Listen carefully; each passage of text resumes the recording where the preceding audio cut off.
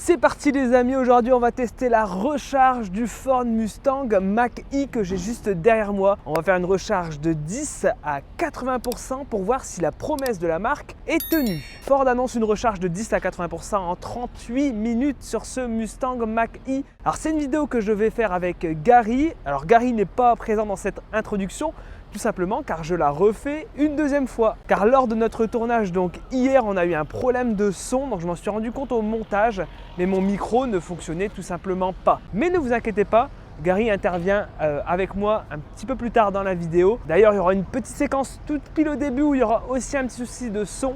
Donc vraiment désolé pour ça. Donc aujourd'hui, test de la recharge du Mustang Mach-E. Quelle est la version donc, que j'ai derrière moi? Il s'agit de la version grande autonomie. On a une batterie de presque 100 kWh, 98,8 kWh brut pour être précis. On a une version qui existe avec une plus petite batterie de 76 kWh. Ici donc version grande autonomie, ça veut dire quoi? Ça veut dire une puissance de 294 chevaux en propulsion, à savoir qu'on a 4 versions de moteurs différentes sur le Mach-E. Donc c'est vraiment une gamme plutôt complète. Quelles sont les conditions du coup pour notre test? Eh bien on est dans des conditions plutôt idéales. On avait la batterie qui était donc préconditionnée avec normalement un système de préconditionnement intégré à la voiture, même si c'est un petit peu flou à ce niveau-là, je vous l'avoue. On avait fait pas mal d'autoroutes avant, donc normalement on devrait prendre la puissance annoncée par Ford, puisque Ford annonce 150 kW de puissance en courant continu sur ce Mach-E. On va aussi bien entendu tester le plug and charge, puisque ma version est équipée du plug and charge. Donc voilà, c'est ce qui représente quand même un petit peu l'avenir de la recharge. On va vous présenter un petit peu comment ça marche et tester ça sur le Mach-E chez Ionity. Bon les amis, je pense qu'on a toutes les informations pour commencer cette vidéo. Je vous propose donc de commencer la recharge. Alors c'est parti, on va brancher le petit Mustang Mach-E. Donc on est chez Ionity, on va tester donc le plug and charge. Et pourquoi on est chez Ionity d'ailleurs? On est chez Ionity parce que le Mach-E dispose donc du plug and charge et le plug and charge ne fonctionne que chez Ionity. Okay. D'ailleurs, Gary, c'est quoi le plug and charge? Le plug and charge, à ne pas confondre avec l'autocharge. L'autocharge, vous passez par l'application de l'opérateur de mobilité ou l'application dédiée. En gros, le plug and charge, c'est vous arrivez sur la station, vous garez, vous branchez et le dialogue se fait entre la voiture et la station. Et là, ça donne les coordonnées pour le paiement, tout ça. Un peu comme Tesla finalement. Je te propose de brancher la voiture, Gary. Donc Allez. on ouvre la petite trappe. Ici, on a donc le CCS, 150 kW. Il n'y a pas de montage, hein. On n'a rien scanné. Il n'y a pas de montage, rien scanné du tout. On branche. Et là, bon, ça met un certain temps, il y a quand même quelques secondes, c'est pas instantané comme ce qu'on pourrait avoir chez Tesla finalement. Mais quand même connexion OK, donc il a pris en considération qu'on avait bien connecté le véhicule. On est à 10%, donc là on va rester jusqu'à 80%, donc normalement 38 minutes. On va voir donc ce que ça donne. Au niveau de la puissance, ici 157 kW, c'est bizarre parce qu'on nous annonce 150. Est-ce que ça peut s'expliquer ça? On a un peu d'overshoot. Bah écoute, peut-être il y a eu une mise à jour par rapport à ce qui a été annoncé à l'origine. Ok, donc c'est ce que j'ai pris systématiquement lors de mon road trip aussi, tout le temps 160 kW, ça reste vraiment pas longtemps par contre. Et tu notais aussi la courbe n'est vraiment pas... Elle n'est pas du tout optimisée pour une batterie qui fait quasiment 100 kWh. Hein, c'est 98 brut, c'est ça? 98,8. Ouais, on s'attendrait plus à avoir une puissance aux environs des 180, 190 kW sur ce type de batterie. Alors c'est une plateforme 400 volts, hein, bien entendu. Mais on va le voir, ça chute assez rapidement. Hein. Ça chute la courbe, elle a une drôle d'allure et d'ailleurs on se retrouve en dessous des 100 kW pendant un bon moment. Et c'est un petit peu dommage parce que quand on voit ça, on se dit bon bah ça va bien se passer, ça va aller assez vite. Et alors les premiers kilowattheures, c'est vrai que bon, forcément à 160 kW, ça va assez vite, mais on déchante vite à arriver aux alentours des 20%. Ouais. On se retrouve finalement sur long trajet à rapidement attendre la voiture. En fait, la batterie est trop grande, ça sert à rien. En fait. Et il faut peut-être pas attendre les 80% finalement. Ah non, carrément pas. Déjà au-delà de 80, c'est même pas la peine. Tu sais combien de distance il te reste à parcourir. C'est ça. Et puis en fonction de ton autonomie restante, tu dis bah allez c'est bon, j'y vais quoi. Limite tu t'arrêtes à 70% et tu sais que tu peux rouler 2 heures. De toute façon la batterie est tellement grosse. Moi ce que je faisais sur un road trip, c'est que je rechargeais systématiquement une quarantaine de kilowattheures. Ouais, Donc c'est 200 ça. km d'autonomie sur autoroute. C'est tout à fait concordant ce que tu dis parce que moi, typiquement avec la Mégane, je recharge 42 kWh avant de reprendre la route. Donc c'est typiquement ça. Et donc là, petit point, donc 18%, 112 kW. Ouais. Donc ce qu'on fait, parce que là on est qu'à 3 minutes seulement, il y a 38 minutes, c'est un peu long. Ouais. Ce qu'on va faire, c'est... On danse. Bah voilà. On aurait dû ramener les chaises, tu sais.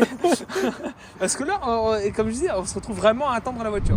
Alors petit point sur la recharge, ça fait donc 18 minutes qu'on est branché. On est à 46% de batterie. On a récupéré donc 33 kWh, ce qui est vraiment pas mal, ce qui fait que généralement les arrêts dureront 25 minutes pour donc récupérer une quarantaine de kWh et donc parcourir 200 km d'autonomie sur autoroute à 130 km/h. Tu disais que c'était pas mal une grosse batterie, Gary. On le voit d'office, là on pourrait faire un point intermédiaire, mais là tu pourrais quasiment aller à 55%, dire j'y vais, je peux rouler 2 heures. C'est ça. Je te laisse faire ça avec une Mégane. C'est ça, non, mais tu vas pas rouler 2 heures. Non, alors... non mais clairement, c'est confortable dans le sens où tu n'es pas obligé d'attendre vraiment les 80% pour quitter. Tu vois, tu sais que tu as assez d'autonomie pour arriver à destination ou pour rouler encore un peu. Si en plus il y a du monde, tout ça sur la station, ça permet de libérer la prise et puis continuer ta route. Et pas en train de faire galérer les autres, toi tu es à 25 kW. Je veux dire, c'est même frustrant pour celui qui attend, quoi. Là clairement on est plutôt confort. Ouais. On constatera aussi que la puissance là diminue tranquillement. On avait une vitesse de croisière de 93. Ouais, là on commence un peu à baisser en termes de puissance. Alors je suppose que c'est pour limiter les échauffements dans la batterie. Comme je vous dis, c'est une batterie presque 100 kWh, ça pourrait prendre plus de puissance. Globalement, on dit une batterie lithium-ion, ça recharge à 2C ou 3C. C'est quoi? C'est 2 fois ou 3 fois la capacité, tu vois. Et là, clairement, on n'y est pas du tout. Bon, on arrive aux 50%, mais même à 50%, on s'attendrait à avoir quelque chose un peu plus au-dessus de 100 kW, tu vois. Ouais, parce que là, regarde, ça descend encore. On est à 80. 50%. Bon, 36 kWh, c'est déjà quand même pas mal. Il nous reste 18 minutes. Va-t-on arriver au moi, je pense, pourcentage? On fait un petit pronostic. Moi, je pense que on sera tout pile, vraiment tout pile, tout rond. Nouveau petit point, on est à 28 minutes. Donc, dans 10 minutes, c'est la fin. Il vient d'arriver à 60% là, à l'instant. 60%. 46 kWh, 78 kW. Donc, ça a encore un petit peu diminué. Ouais, effectivement. Alors là, clairement, je suis sur long trajet. Est-ce que je pars ou je reste encore un petit peu? Est-ce que ça vaut le coup? Ça va dépendre en fait de ta façon de conduire et de ce qui te reste. Ouais. Moi je pense que si c'est assez vallonné, tu vas peut-être attendre d'avoir une cinquantaine de kWh. Mais clairement, si tu sais que tu es sur du plat pays, là, 47 kWh, tu peux y aller. Hein. Si tu aimes bien respecter la pause toutes les 2 heures ou tu es cool, chill, si tu roules à 120, là, tu peux partir même avant si tu veux. Parce que, mine de rien, ça fait déjà 28 minutes et 28 minutes, ça commence à faire long. Hein. Ouais, c'est vrai. Donc maintenant, ce qu'on va faire, c'est qu'on ne va pas refaire de points donc jusqu'à la fin. On va voir donc au bout de 38 minutes où est-ce qu'on en est. Mais dans tous les cas, on va quand même recharger jusqu'à 80%. Je suis en train de déchanter un petit peu. Ouais, moi aussi. Bon, ça sera peut-être juste. Je serais parti avant. Hein, oui. Mais c'est intéressant de voir comment... C'est ton format qui veut qu'on vérifie la concordance entre ce qui est annoncé par le fabricant et ce que l'utilisateur va avoir au final. Et bon, ça y est, la recharge est terminée. Oui. Alors, au bout de 38 minutes, on est à combien de pourcents, Gary?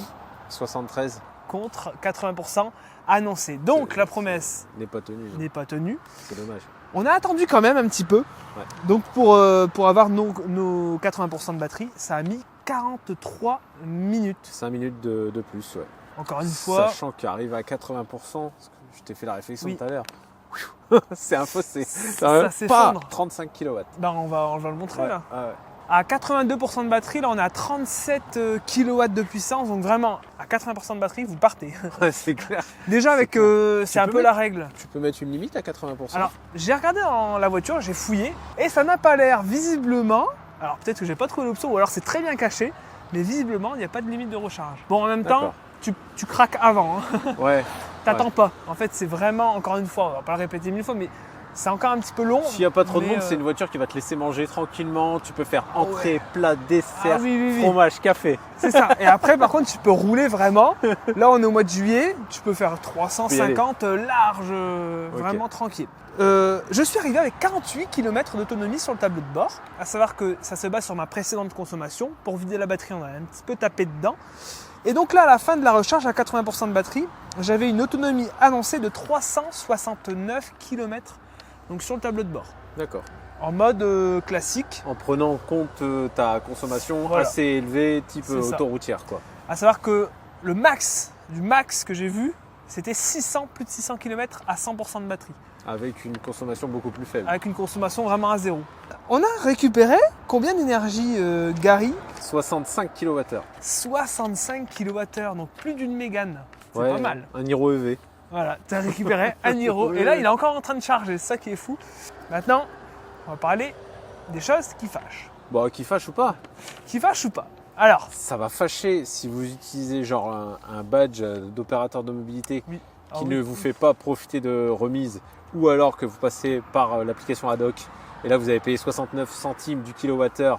Donc là vous allez prendre une douille pour l'énergie, c'est-à-dire 44,85 €. Pour notre recharge, Économiquement pas viable, hein, on est d'accord. très cher, trop cher. Par contre, on a une bonne nouvelle parce qu'avec le plug and charge, il y a un avantage financier qui fait que tu payes le kilowattheure. 31 centimes. Waouh, c'est génial. Ce qui nous fait une recharge, donc ici, là, aujourd'hui, de 21,39 € Ouais, pour la parcourir plus de 300 km sur autoroute. Je suis désolé, c'est vraiment cool. Hein.